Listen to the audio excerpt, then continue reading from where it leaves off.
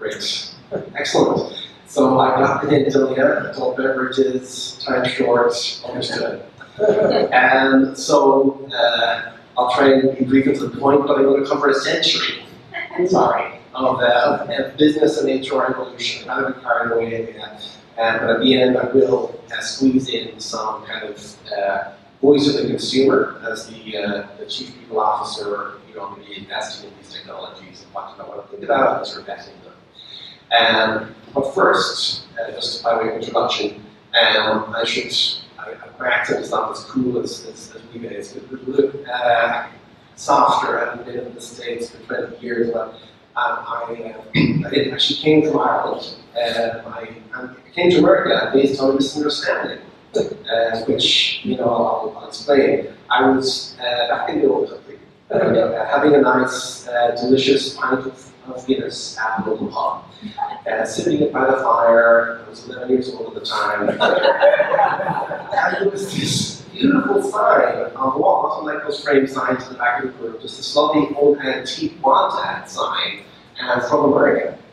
And it said, no Irish need apply. I thought, this is awesome. Automatic challenge to the Irish, with no need to go through the application process.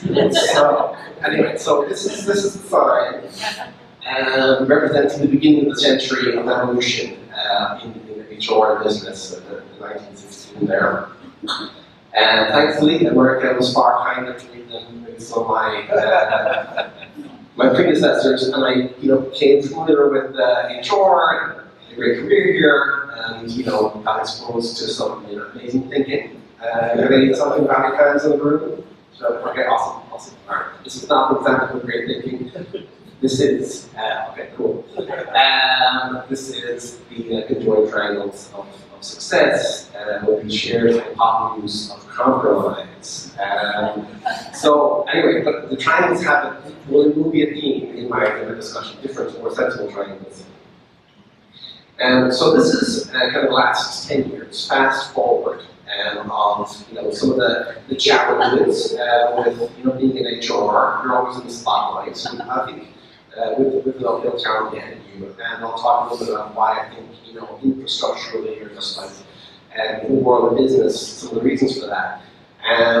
So we had in 2005 not particularly constructive when we hit HR. And the HBR was last year a lot more solution-oriented.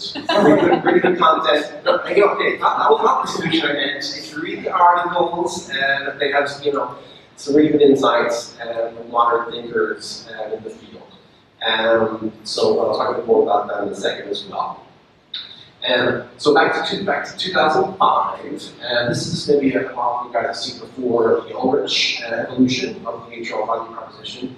And I thought Dave Ulrich, big thinker, not really as popular now with the advent of folks like Josh Person and so on, but really good for its time. Basically, this evolution of how HR people should be spending their time to add value. And as you kind of progress from the traditional model to the future, hopefully like current state now, and model of HR, get into the idea of more and more employee manager self-service, more and more kind of outsourced activities where you're getting platforms that do these things really well, so you're not as reliant on them yourself. So then the HR person who's done the administration can roll up to business partnering. But this is still a little bit older thinking, 10 years old. But it was very thoughtful, and Mr. Ulrich had all these different components, all these different activities, which were material value adds to the HR value proposition, and on these axes, all very important. But maybe as you look at them now, and people work in 2016, it might look a little bit kind of activity oriented. So this is fast forward to 2015, and this is from a Josh Person piece. And basically, it's talking about engagement, a topic that some of our other great speakers touched on tonight, and how it is this kind of major kind of problem in businesses today, with the kind of average employee out of 20,000 survey by Glassdoor just getting this 3.1 out of 5, pretty bad, C grade. So in his piece, Josh was talking about what are companies doing differently to get a little bit more engaged. My company, MediaMath here, glad to say, 3 years in a row, only company on the East or West Coast, 2014, 2015, 2016, on Glassdoor, Best Places to Work, Employees' Choice List, which kind of got me thinking about what are we doing differently at MediaMath. And I think some of it was a little bit of an unfair advantage. We have a quick survey. Who works in the room works at companies that didn't exist 10 years ago? A good number. Cool, cool. And so I think to get back to sort of 1916 or the older era stuff, I think MediaMath had some advantages here because we just didn't have so much baggage about the ways people used to work. Certainly we're populated by employees who maybe have seen some of those things going on, but a very young population wasn't as much necessarily baggage of the old ways we were carrying forward. Why does this engagement matter? Because we've got some pretty big headwinds in 2016 in this kind of current war for talent. Lots of better options out there, lots of transparency about where those better options are, and maybe thanks to places like Glassdoor. Engineering talent just so sought after, multiple offers, things like per week, and also engagement issues to contend with. I thought this was an interesting statistic, and this is from the Deloitte came out Leap Day, the Results Report, so the state of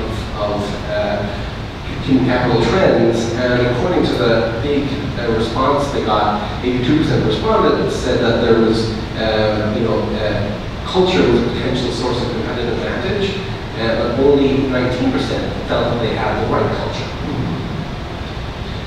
So, that gap, I think, could partially be bridged by attending to culture and kind of what promises you make to your team about what's important to your organization and what you value and reward. But I think technology is a big part of the solution to that gap as well. So this is just one of two shameless paid slides, which I'll move on from pretty quickly. But just wanted to just touch on the concept of this employee value proposition being kind of your culture plus, like everything that you can offer to make your employer superior to others. And the impact it can make. If you get this employer value proposition correct, and you begin to,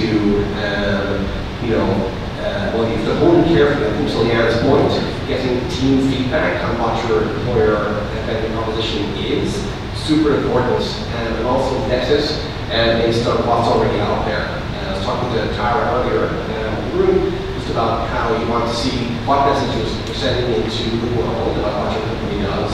So not only do you want to look at the internal kind of team and make sure that you vet and get their kind of fingerprints on the decision of how you go to market as an employer. And you're also going to want to look at all the artifacts that already exist on Glassdoor in your marketing plan for your products. What are you saying about what you do in the world, what problems you solve? And those should feed directly into your employer value proposition because your employee can solve those same problems that you solve for your clients. And then once you've got it kind of nailed, and you can add this into your Create platform, whatever the case may be, you can give bonuses bonusly, and to have these things constantly being enforced along the way. Okay, shameless plug. Almost over.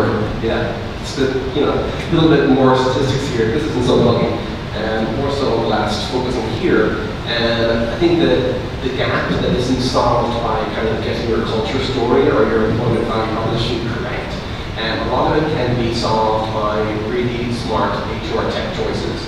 And so that you're kind of shedding the baggage of the way people get used to work, and you're using technology to kind of get to 2016, and so that you're just shedding the idea of hierarchies, control, all kinds of control information, transparency is the way to go, and set hours, set offices, the kind of right technology can liberate people from all that stuff and go towards sort of the vision of the high-performing semi-autonomous team, and that's kind of the wave of the future. All right, so this is my voice of the consumer slides. There's two of them. Yeah, so we'll let you down. So these are the things that, as an HR kind of budget owner, that I would recommend vetting as you look at potential solutions. So I've got this thing bolded here called the people kind of product roadmap for the HR professionals in the room. Take note, this concept can save your life. Because all these expectations of HR solving the issues of 100 years of maybe not working the way we want to work now. And so if you can stack rank what you're actually going to be building as an HR function, what does your chief product officer, the other CPO, is managing expectations by having their own product roadmap. If you have your people product roadmap, it's so liberating. You can get it approved, CEO, executive team, whatever, and then as you get asked for more stuff to fix the world's woes, you can be like, okay, well, let's reprioritize the roadmap, so you don't have to solve everything at once. Which, working in my pre-roadmap years as an HR professional, that was sort of the tricky part, was the priorities. So, you have an agenda as an HR team. Is the solution going to help? And maybe it's an amazing solution on how you track attendance at a training or whatever, but if the training necessarily hasn't been, approved or isn't sufficiently sophisticated, then maybe that's not something you should invest time in tracking. So use your solutions to track things that are deemed important to the business and that you've already sold in. And does it elevate the people team role to agenda setting? And in the HBR, there's a really good piece about that, HR should be right there with the CFO and the CEO running the company. That was one of the pieces. So that's kind of a nice blowing up what we mentioned. And so that meant that kind of to be there, you had to do basically get into a position where you would spend your time setting the agenda and telling the company what they should do with people, not asking them to bother directing, and that had to be very data-driven. So is this going to help you manually get rid of manual labor and get you into rich data? Does your solution check that box? If yes, keep on looking. And does it clarify the connection between effort and outcomes?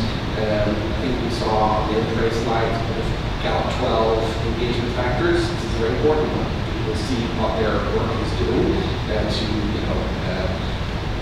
what is the purpose?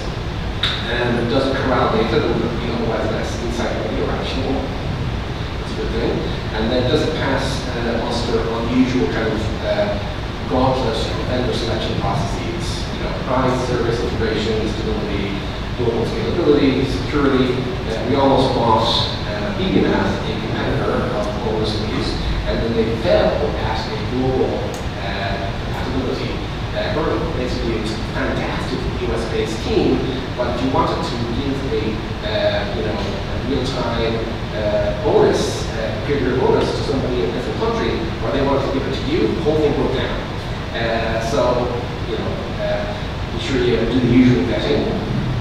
And then finally, the second slide is kind of all rolled into one, but I think it maybe speaks to the belonging part, as we talked about earlier for bonus lane. I need Dan Pink. Dan's in the room. I know you are, Aaron. So, he talks a lot about autonomy, mastery, purpose, but the other is a C missing there, I think. So I have AMP versus AMP. There's a few contenders for the C at the bottom: culture, collaboration, unity, communication, colleagues. That whole element of that I think drives people, which is other people. I know that when I would do exit surveys, the number one thing that people would miss when they're leaving their jobs is the team. So I think that as you're evaluating HR tech, once again, you need to be thinking about just A, fast, good, not just fast, but good quality communication with your two managers and reports. And does it have the same effect for colleagues and peers? And good for celebrating success, a kind of classic frequently overview, and then fast-growing businesses? And does it aid speed, transparency, and collaboration in general? So those are my 2 tip sheets on investing in your HR tech solutions. And we've come a long way since this. So thank you guys. Hopefully I spoke like an engineer earlier, and we all have a break. What, questions?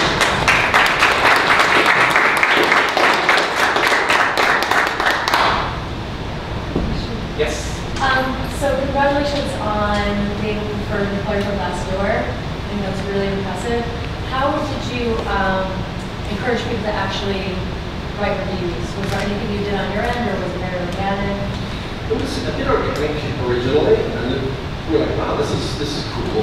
And so we began initially, before we got too crazy with requesting engagement, and we were already doing kind of semi-annual online PM and surveys, not using Culture App, but using SurveyMonkey and PowerPoint presentations for cutting the days out of horrible. So now that's Culture App.